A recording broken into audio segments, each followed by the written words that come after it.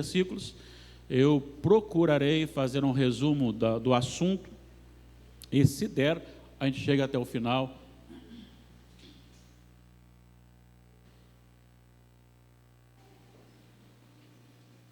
Acompanhe, por gentileza, a leitura.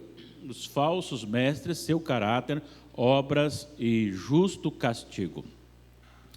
Assim como no meio do povo surgiram falsos profetas, assim também haverá entre vós falsos mestres, os quais introduzirão dissimuladamente, ou seja, disfarçadamente, heresias destruidoras até ao ponto de renegarem o soberano Senhor que os resgatou, trazendo sobre si mesmos repentina destruição.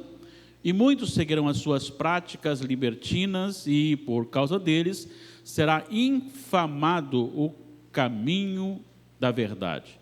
Também, movidos por avareza, farão comércios de vós com palavras fictícias.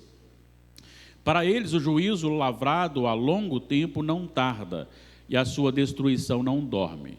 Ora, se Deus não poupou anjos quando pecaram, antes precipitando-os no inferno, os entregou a abismos de trevas, reservando-os para juízo, e não poupou o mundo antigo, mas preservou a Noé, pregador da justiça, e mais 7 pessoas, quando fez vir o dilúvio sobre o mundo de ímpios, e reduzindo a cinzas as cidades de Sodoma e Gomorra, ordenou-as à ruína completa, tendo-as posto como exemplo a quantos venham a viver impiamente, e livrou o justo Ló, afligido pelo procedimento libertino daqueles insubordinados, porque este justo, pelo que via e ouvia quando habitava entre eles, atormentava a sua alma justa cada dia por causa das obras iníquas daqueles.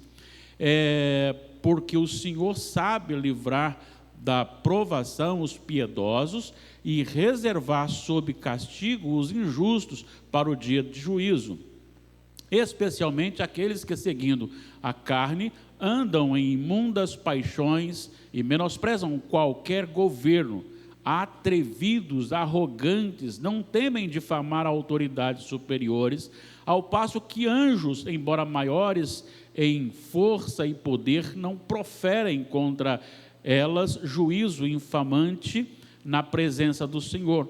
Esses, todavia, como brutos irracionais, naturalmente feitos para presa e destruição, falando mal daquilo em que são ignorantes na sua destruição, também hão de ser destruídos, recebendo injustiça por salário da injustiça que praticam, considerando como prazer a sua luxúria carnal em pleno dia, quais nódoas e deformidades eles se regalam nas suas próprias mistificações, enquanto banqueteiam junto convosco, tendo os olhos cheios de adultério e insaciáveis no pecado, engodando almas inconstantes, tendo o coração exercitado na avareza, filhos malditos, abandonando o reto caminho, se extraviaram, seguindo pelo caminho de Balaão, filho de Beor, que amou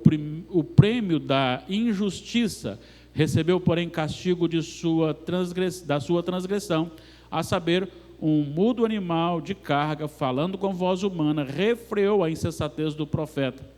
Esses tais são como fontes sem água, como névoas impelidas por temporal. Para eles está reservada a negridão das trevas. Portanto, proferindo palavras jactanciosas de vaidade, engodam com paixões carnais por suas libertinagens aqueles que estavam prestes a fugir dos que andam no erro, prometendo-lhes liberdade quando eles mesmos são escravos da corrupção. Pois aquele que é vencido fica escravo do vencedor. Porque se depois de terem escapado das contaminações do mundo, mediante o conhecimento do Senhor e Salvador Jesus Cristo, se deixam enredar de novo e são vencidos, tornou-se o seu último estado pior que o primeiro.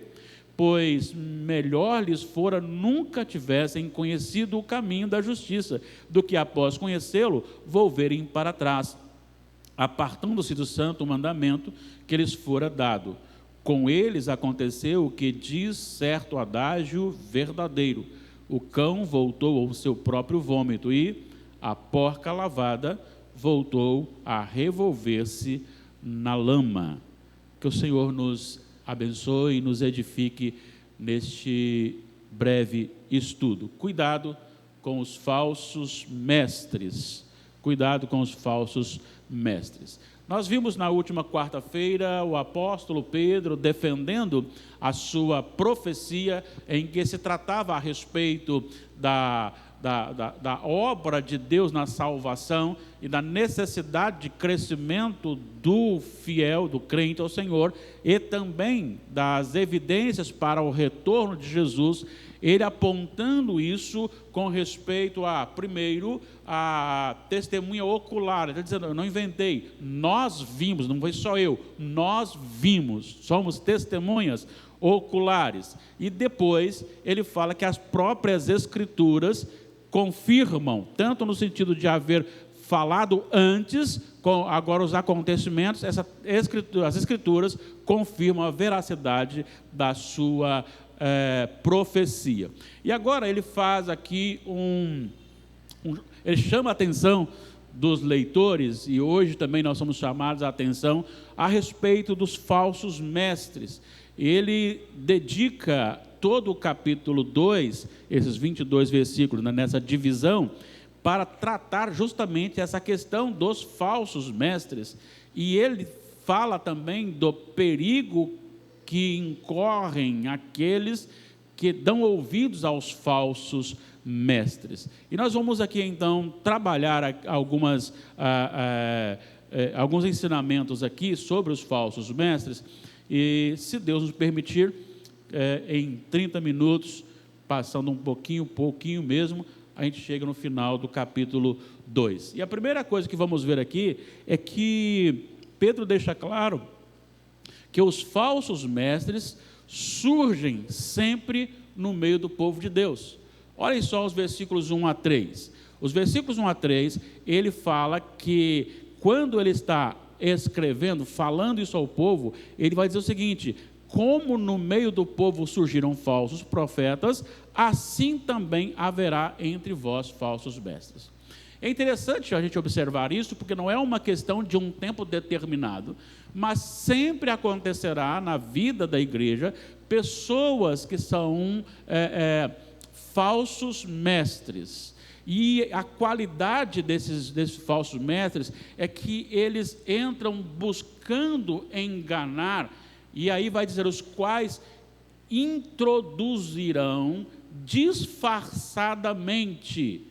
Preste atenção, nenhum falso mestre vai chegar e dizer assim: eu sou contra o Senhor Jesus, eu sou contra a doutrina de Jesus. Ele chega em pele de ovelha, ele chega mansamente, ele chega sem confrontar aquilo que ele vai defender, confrontar a fé do outro. Ele chega e vai começar a ensinar, ganha um aqui, ganha outro ali, ganha outro lá, porque a expressão aqui é justamente essa: introduzirão. É interessante porque introduzir aqui tem a mesma ideia do bebê quando vai começar a receber a comida. Então, introduz primeiro as frutas. Para introduzir, não é assim: o bebê inteirou, não sei em quantos meses que se introduz o alimento para a criança, né? Para o bebê, a fruta, mas você não pega uma banana nanica, daquela grande, e coloca na boca da criança. Você vai fazendo isso lentamente, para que a criança vá aprendendo e submetendo-se àquilo. Então essa expressão aqui os falsos mestres, eles entram disfarçadamente, mas eles introduzem estas falsas doutrinas, falsos ensinamentos, de maneira disfarçada, e ele vai dizer: heresias destruidoras. Olha só o perigo que é isto.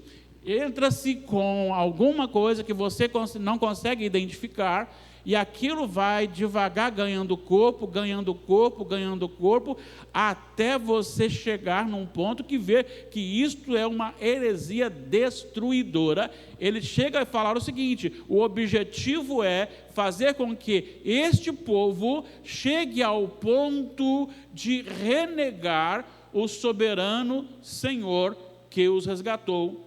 E aí, automaticamente, você tem destruição dessas pessoas. Então, o papel do falso mestre é convencer, e ele convence dissimuladamente. E o objetivo dele é tirar Jesus do trono. É tirar Jesus do trono. O apóstolo Pedro vai falar agora sobre a maneira como eles vivem, as características dele. E dentro dessa característica dele, você pode resumir da seguinte forma: são pessoas bajuladoras, financistas, imorais, amortecidos. Em que sentido? A mente amortecida, sem perceber que eles mesmos estão caminhando para a destruição. Eles creem naquilo que eles estão falando. E enganadores. De que forma nós vemos isso? Vamos para o versículo 10. Primeira coisa, ele vai falar sobre essa questão dele ser guiado pela carne. Especialmente aquele que, seguindo a carne, andam em imundas paixões, e aí menosprezam governos, são atrevidos, arrogantes, e não têm medo de defamar autoridades superiores. E ele vai dizer o seguinte: nem os anjos fazem isto da maneira como eles fazem. Então, é uma das características do falso mestre. Outra coisa aqui é que eles são considerados no versículo 12 como animais irracionais. Olha só comigo aqui: esses, todavia, como brutos e irracionais. Ou seja, o animal que não tem raciocínio a ponto de servir de presa, ou seja, cair no laço. Eles são comparados a animais irracionais que vão para a própria destruição, falando mal daquilo em que são ignorantes, e aí pode ser a respeito dos próprios anjos ou até mesmo das autoridades, porque eles estão num conceito bíblico, num conceito cristão, e eles começam a desrespeitar autoridades, inclusive talvez até, quem sabe, mesmo os próprios, falando mal dos próprios anjos, quem sabe. E aqui vai dizer que eles, na sua destruição, serão destruídos. No versículo 13, você encontra recebendo injustiça por salário, que praticam, considerados como prazer a sua luxúria carnal em pleno dia. O que significa isso? Eles não têm medo de se mostrarem a vida deles, eles não têm vida, há uma dicotomia entre o que eles falam e o que eles vivem. A vida deles é uma vida banal, é uma vida igual à daquele que não teme a Deus. Então, está aqui no versículo 13, e vai dizer ainda mais que, além deles fazerem isso, eles, estando no meio da igreja e participando, e aqui quem sabe da festa ágape, ou seja, daquela festa em que você distribui ou ajunta a panela e da comunhão, a presença desses falsos mestres é como nódoas, ou seja, eles mancham a imagem da igreja, estando ali presente com o povo.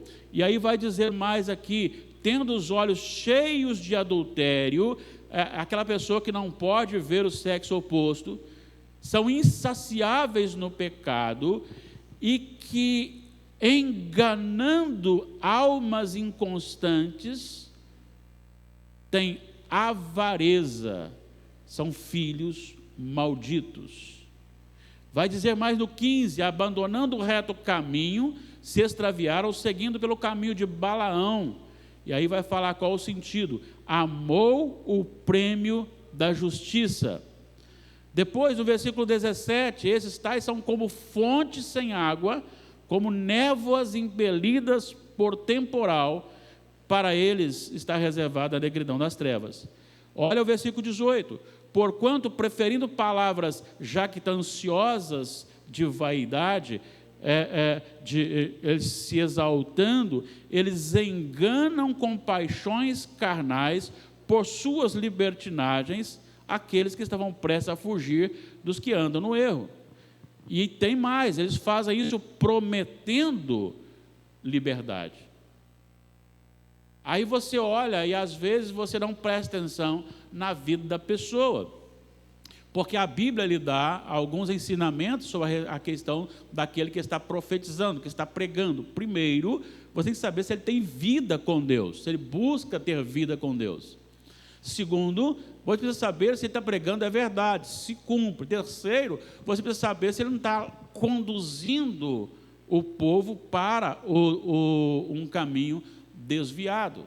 Então, dentro dessa característica do falso profeta, você pode identificar aqueles que verdadeiramente estão no Senhor.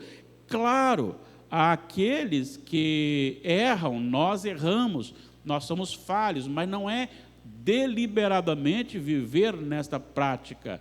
É o famoso nada a ver, é o famoso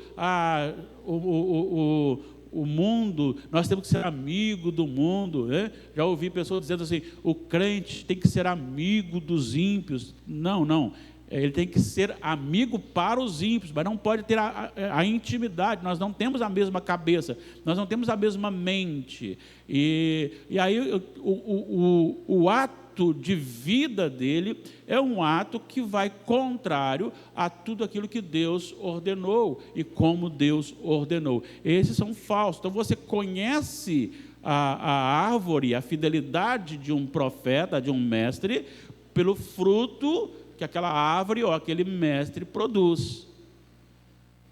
Se ele produz jabuticaba, então ele é uma jabuticabeira. Ele não pode ser uma jabuticabeira, dizer que uma jabuticabeira e produzir abóbora, não tem outro jeito. Agora, ele pode ser uma jabuticabeira e estar doente, então ele não vai produzir frutos dignos, ele vai produzir frutos com enfermidade.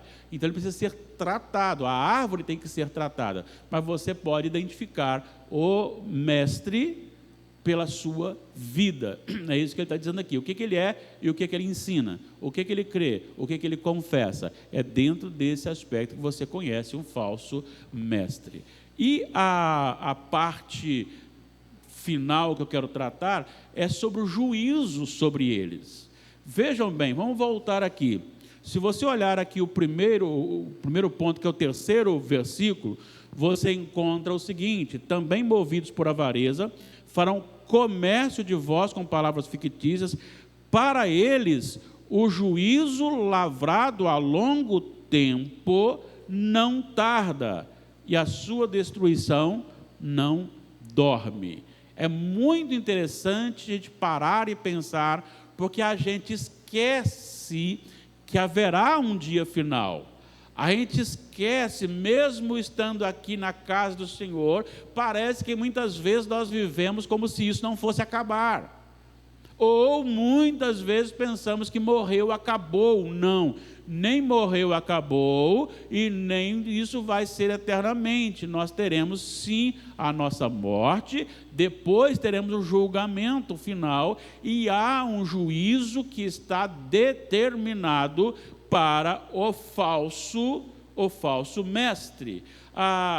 Olha só o que ele faz agora, com os exemplos que ele cita, dos versículos 4 a 8, ele vai citar primeiro os anjos caídos. E ele fala claramente que Deus não poupou anjos quando pecaram, antes precipitando-os no inferno, os entregou a abismos de trevas, reservando-os para juízo. Nem anjos Deus poupou, teve um juízo. Depois ele vai citar aqui, logo em seguida, dos anjos caídos, o mundo, os ímpios nos dias de Noé. Aí ele fala, não poupou o mundo antigo, mas preservou Noé, pregador da justiça, e mais 7 pessoas, quando fez vir o dilúvio sobre o mundo de ímpios. E reduzindo as cinzas, que fez vir o dilúvio sobre o mundo dos ímpios. E é interessante isso aqui, porque muito embora Noé seja um homem totalmente destacado, porque qual é a expressão sobre Noé? Noé andou com Deus. É esta a expressão do registro da vida de Noé. E a pregação de Noé, que deve ter durado em torno aí de 120 anos, esta pregação foi suficiente para a conversão da sua esposa, dos seus 3 filhos e das suas 3 noras, no sentido do dilúvio. Somente eles entraram na arca. Mas tem mais, ele vai falar sobre um outro exemplo, que não só o dilúvio, que veio um juízo sobre todo o mundo ímpio, mas Sodoma e Gomorra. E é interessante porque a partir de Noé e Ló, ele dá um contraste. Ele fala, matou, ministrou juízo, mas misericórdia para com Noé e sua família. Com Ló foi a mesma coisa, olha só, versículo 6 em diante. E reduzindo as cinzas das cidades de Sodoma e Gomorra, ordenou as ruínas completas, todas posto como exemplo a quantos venham a viver impiamente. E livrou o justo Ló. Da mesma forma, Noé e sua família. Mas é uma coisa interessante aqui na vida de Ló, que eu não tinha ainda meditado desta forma, como fiz quando eu estava preparando, porque o versículo 8 diz que este justo, ou seja, Ló, ele ouvia as coisas que aconteciam da impiedade, que acontecia ali entre eles, e vai dizer que atormentava a sua alma justa. Ou seja, ele se sentia muito mal estando no meio daquela geração. Isso significa que nós não podemos nos acostumar com o estado de deterioração do mundo, da imoralidade do mundo. Nós não podemos dizer, está tudo bem, é tudo de Deus mesmo, está tudo certo, vamos lá, está bom assim. Nós não podemos viver assim. Ló não se acostumava com isso, mas atormentava a sua alma cada dia por causa das obras daqueles. E aí o versículo 9 vai dizer que é porque o Senhor sabe livrar a aprovação os piedosos e reservar debaixo de castigo os injustos para o dia do juízo. Preste atenção nessa expressão aqui. Talvez você está pensando só no final, mas aqui está dizendo, olha só, que aqueles que são condenados, que são mortos ou que morrem, a partir deste momento que morreram, olha o que diz o versículo 9, parte B. Eles são reservados, é a expressão que é usada aqui por Pedro. Deus os reserva debaixo do castigo para o dia do juízo, ou seja, ele mantém um castigo sobre o ímpio aqui na terra, e depois que ele morre, ele continua na mesma ideia de plano, ele não muda nada depois que morre, e nem aqui na terra, depois que ele pecou dessa forma, tem o castigo sobre ele aqui, a morte, guardado então para o dia do final, o dia do castigo final, o dia do julgamento. Isto acontece porque são pessoas ímpias, falsos mestres, que estão andando diante do Senhor, e profanando o nome de Deus. Veja bem, pode perguntar.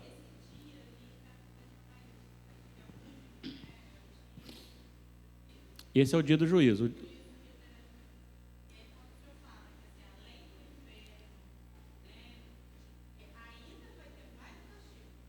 É porque, veja bem, olha só, depois que ele falou aqui que Deus livra você e eu, nós, das provações, ele fala livrar da provação o piedoso e reservar sob castigo, ou seja, algo para aqui e agora.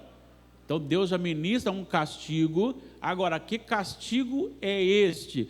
Pode ser uma enfermidade? Sim, mas também pode ser uma própria cegueira espiritual para que ele não se converta. Sim, Deus permite ídolos fazer coisas como se aquilo estivesse respondendo à oração de um idólatra, para que o idólatra continue idólatra. É estranho isso? Bom, pode ser, aí você tem que conversar com o Senhor, porque é assim que Ele faz. Certo? Então, Ele ministra desde já. Olha, tem aqui, eu até estava pensando em pregar sobre isso, mas é tão pesado que eu não sei se eu estou preparado para pregar sobre isso, né? Hebreus 10, vamos lá. Hebreus 10, 26. A seriedade desse texto. Porque se vivemos deliberadamente em pecado, e aí no caso, eu sei que é pecado, alguém me falou que é pecado, e eu vou dizer, eu sei que é pecado, eu sei que Jesus não quer, eu sei que eu não posso, mas eu vou pecar, eu vou continuar fazendo. É essa a questão. Não é, eu decido pecar. Sim, eu decido. Mesmo quando não sou forçado, quando é um pecado pontual, é uma decisão, sim, mas não é uma decisão programada. Né? Não é uma decisão programada em que eu falo assim, quer saber uma coisa? Hoje eu vou sair, vou fazer isso de pecado. Aqui eu delibero, eu determino, eu vou pecar mesmo. Olha só o que acontece. Deliberadamente de pecado, depois de termos recebido o pleno conhecimento da verdade, já não resta sacrifício pelos pecados. Pelo contrário, certa expectação horrível de juízo e fogo vingador, prestes a consumir os adversários. É isso que está para ele. É isso para ele. Eu não estou dizendo que Deus não possa mudar um coração. Eu estou dizendo que quando a pessoa está deliberadamente no pecado, o que aguarda é justamente o juízo de Deus. E muitos não voltam. E aí você tem aqui qual a razão disso. Ele vai dizer no versículo 29, de quanto mais severo o castigo, porque ele falou sobre as testemunhas, que segundo a lei que Moisés recebeu, resultava em morte. Ele vai dizer, de quanto mais severo o castigo julgai vós, considerado digno, aquele que calcou aos pés o Filho de Deus. Ou seja, eu antes declarei que Jesus é o meu Salvador, que não posso ir para o céu sem Ele, que Ele morreu na cruz para me salvar, e de repente eu tomo uma decisão contrária a isso, de viver em desobediência a Ele, deliberadamente negando o nome dEle. Eu estou como que crucificando-o novamente, eu estou calcando, e calcar não é simplesmente pisar, é pisar e esfregar, isso é calcar. Olha só, não é só calcar, olha o que ele diz, no versículo 29, calcou aos pés o Filho de Deus e profanou o sangue da aliança, profanou o sangue da aliança com o qual foi santificado e ultrajou o Espírito. Olha só, é grave. Cuspiu na cruz de Cristo, definição do pastor Natanael. É você saber e rejeitar. Eu não quero, não quero isso. É você dizer assim, não siga ele, não, vamos viver. É mais ou menos isso. E isto é gravíssimo. É gravíssimo. Então, por isso ele está dizendo que estão reservados o tempo que antecede, reservados debaixo da ira, debaixo do castigo, para ser consumado finalmente no dia do julgamento. Que aí veio o dito com letra minúscula, com D maiúsculo, você perguntou aí, falou aí, certo? E aí você tem, dentro desse juízo aplicado aqui, você tem também aqueles que junto com eles vão.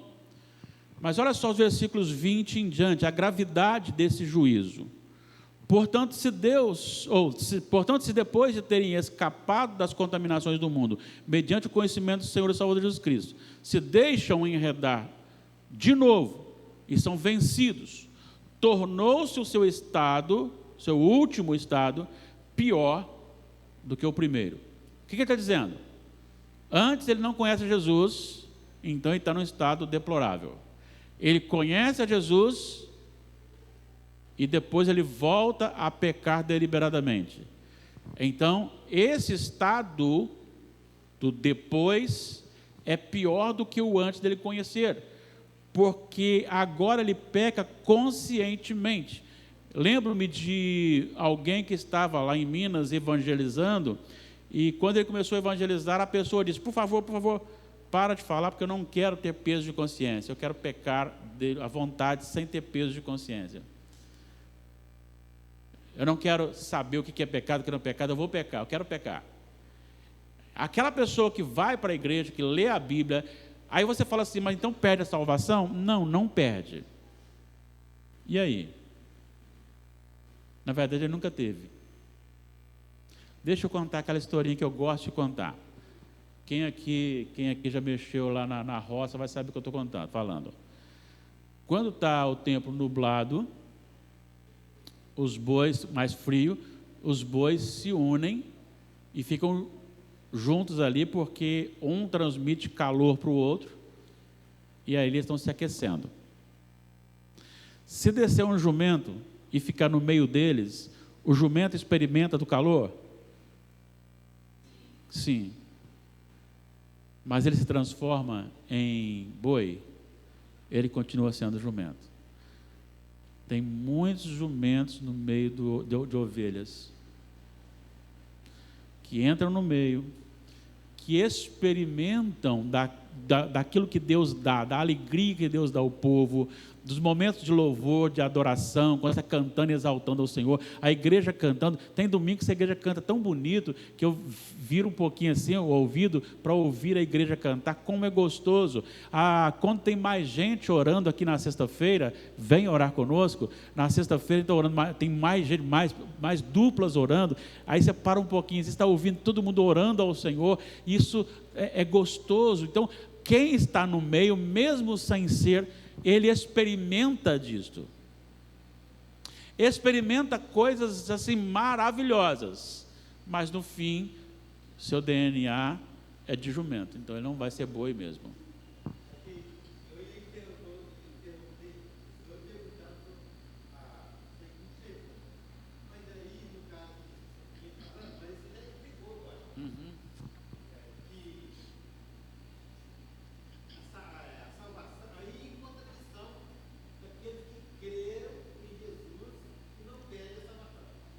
Sim.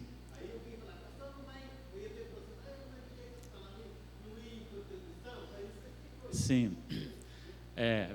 Porque quando você pode conhecer intelectualmente, pode ser movido pela emoção, mas não ter o coração transformado.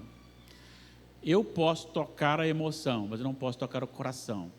Então eu posso viver no meio, ter um momento junto com as mesmas ações e emocionalmente estar envolvido, experimentar as bênçãos da comunhão e não ser.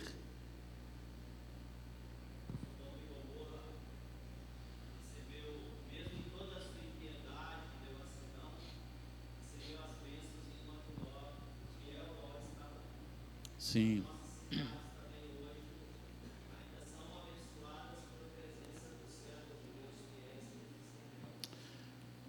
Quando o Natanael está falando que recebeu as bênçãos, eu me lembrei até do que Deus falou, quando Abraão falou assim: Senhor, tu vai matar uma cidade, e o justo no meio, falou: se tiver 50 lá, eu não mato.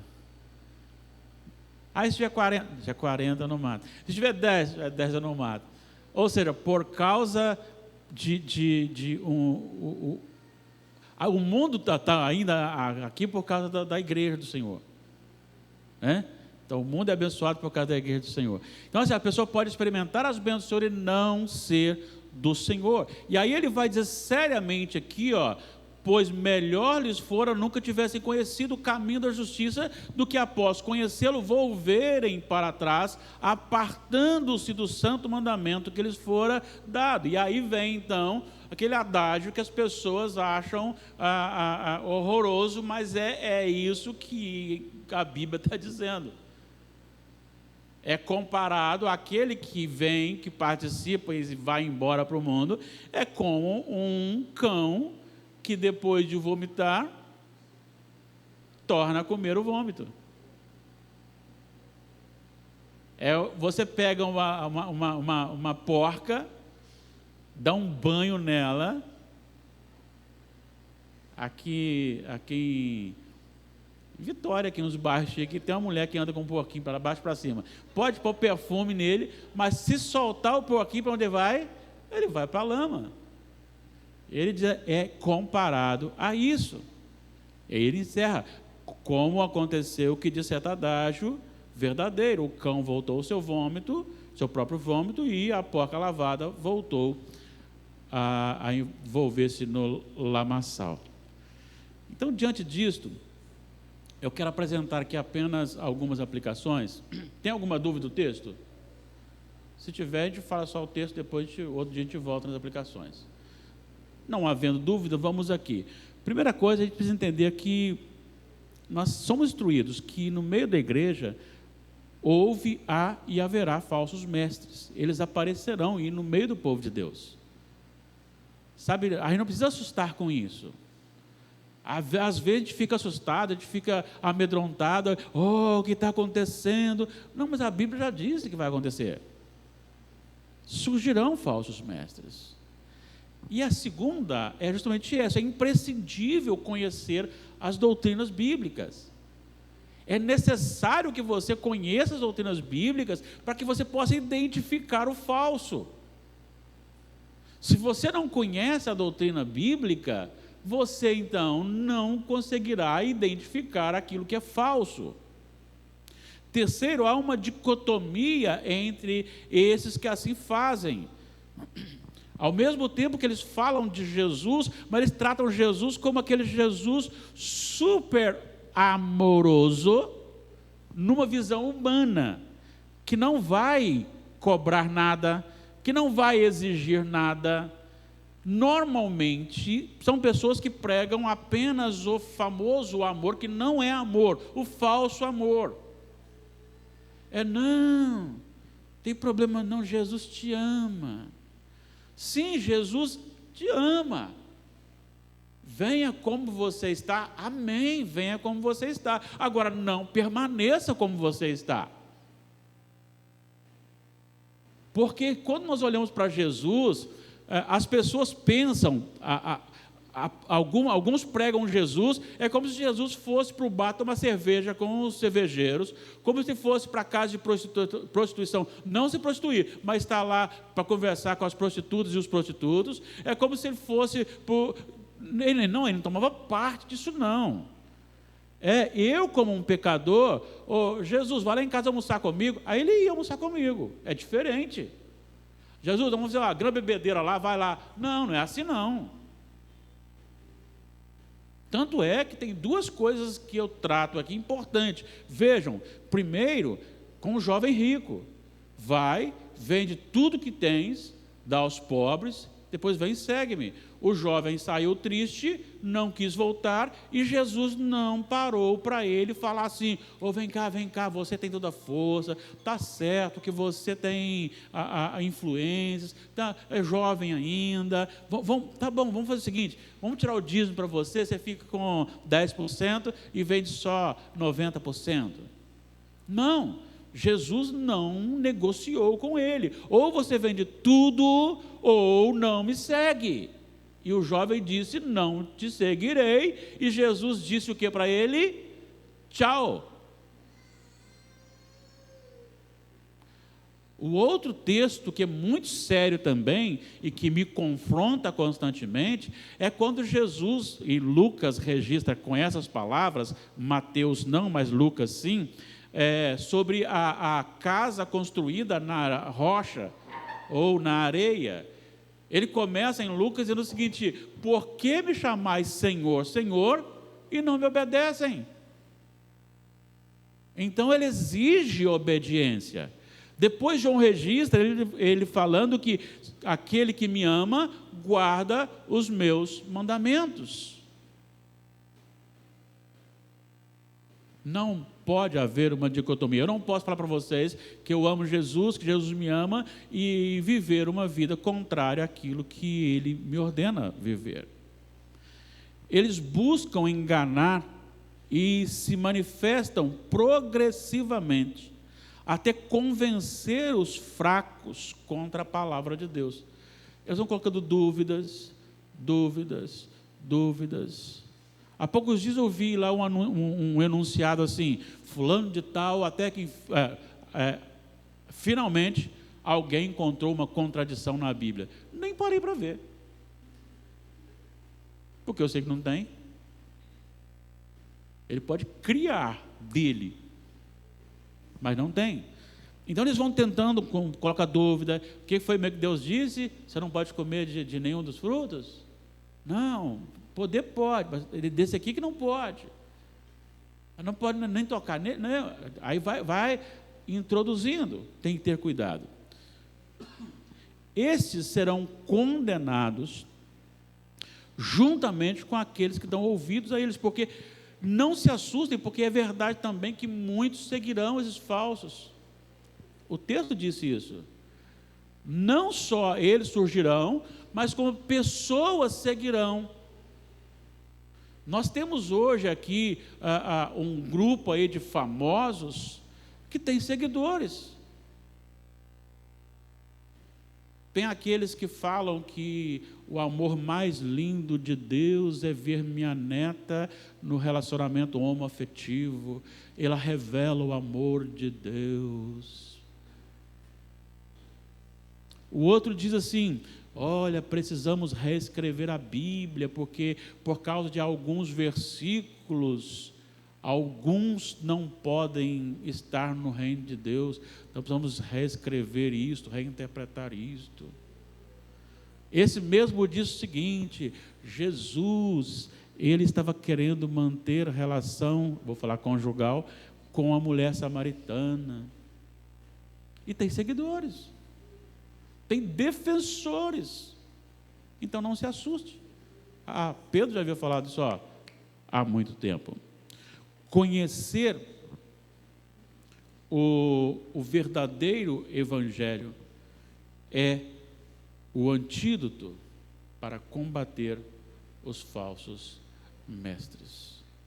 É por isso que eu tenho falado para vocês: sejam crentes bereanos, sejam crentes que questionam, que vão para a Bíblia, que procuram na Bíblia. Está pregando isso, é verdade? Está lá mesmo? Se está lá, é isso mesmo que está querendo dizer? Ou pegou isolado? Não acreditem só porque o pregador pregou, só porque o pastor falou. Como é que você gosta do pastor? Eu sei que vocês me amam, mas não acreditem porque eu estou falando. Confiram nas Escrituras.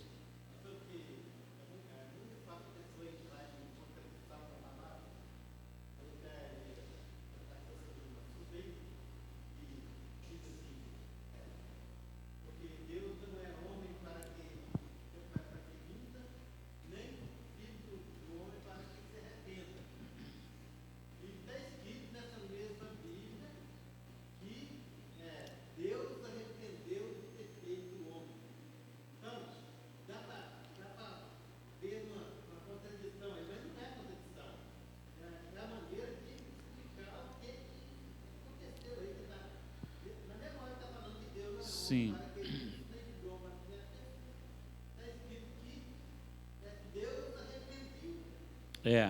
A nossa tradução leva para isso, mas a ideia da aparente contradição, ela é explicada da seguinte forma: para que você comunique, para que Deus se comunique, Deus teve que rebaixar a nossa falibilidade, a nossa limitação. Então Deus tem que falar assim: a minha mão está estendida sobre vocês. A Deus não tem mão, ela é espírito. A face de Deus, não, Deus não tem face, né? Então Deus tem que usar argumentos nossos para que nós possamos entender. Ou seja, na linguagem de hoje, Deus tem que desenhar, né? Deus teve que desenhar para que nos desse a conhecer. Então, quando ele trata também de sentimentos, Deus se entristeceu, Deus se alegrou. É como se Deus fosse lá: estou feliz, vou ficar triste com você, né? Mas Deus não tem sentimento como nós temos. Mas para que a gente possa entender, tem que usar a expressão relacionada àquilo que nós temos. Então, a expressão que é traduzida como arrependimento é no sentido de um sentimento contrário àquilo que ele determinou, como que dizendo, Deus, aí eu vou usar uma linguagem de novo nossa, se entristeceu disto pela conduta de tal homem. Então ele muda, ele fala assim: se você fizer isto, isto e isto, tem isto. Se você não fizer, não tem isso. Então Deus está dando isso, isto e isto. Aí quando chega na frente, o homem peca, arrependeu Deus de ter feito o homem, ou seja, Deus então mudou a direção, mas sob a autoridade e domínio dele. Mas a palavra dele é: se você obedecer, ou seja, se todos no tempo de Noé tivessem ouvido a mensagem, então não aconteceria o dilúvio. Mas, como ele disse, se não ouvirem, então vem o dilúvio. Então, arrependeu, porque a maldade cresceu. Mas a palavra é: se obedecer, abençoado; se desobedecer, amaldiçoado. Então, é essa mudança no curso das realizações dentro das promessas feitas nas alianças com o homem. Deus fez uma aliança com o homem da obediência.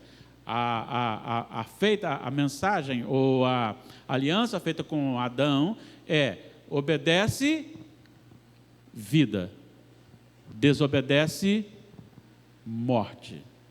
Então, dentro dessa aliança, ele muda de direção porque o homem desobedeceu. Então, o arrepender-se. Mas não é que Deus se arrependeu no sentido como nós: para que eu fui fazer isso, né? Para que eu fiz o homem, né? É nesse sentido.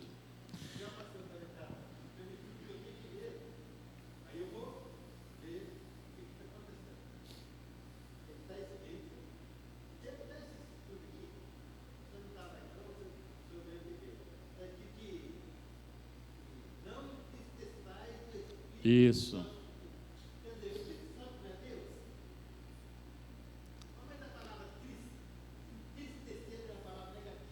Sim.